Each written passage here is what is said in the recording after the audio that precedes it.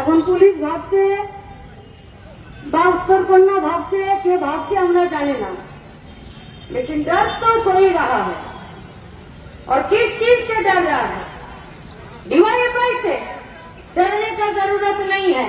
আমরা ষাঁড়ের মতন গুটিয়ে দেব না, শুধু প্রশ্ন করব। और ये बात जहन में बात लीजिए, कभी डीवाईएफआई डरता नहीं है। और डर जहां पर खत्म होता है, लड़ाई वहीं से शुरू होता है। और यही लड़ाई शुरू है कि কাজের দাবিতে বেকারি বিরোধী দিবস আজ নতুন নয়, ৫৩টা বছর ধরে গোটা ভারতবর্ষে, গোটা পশ্চিমবঙ্গে বেকারত্বকে दूर করার জন্য डीवाईएफआई लड़ाई आंदोलन। पुलिस बीच में कहां से आ गया भाई, कहां से आ गया? কিছু পেল না, পাচ্ছে না। টোটোওয়ালাদের, টোটো চালকদের গাড়ির চাকাগুলোকে পাংচার করে দিচ্ছে আর বেঁকিয়ে দিচ্ছে।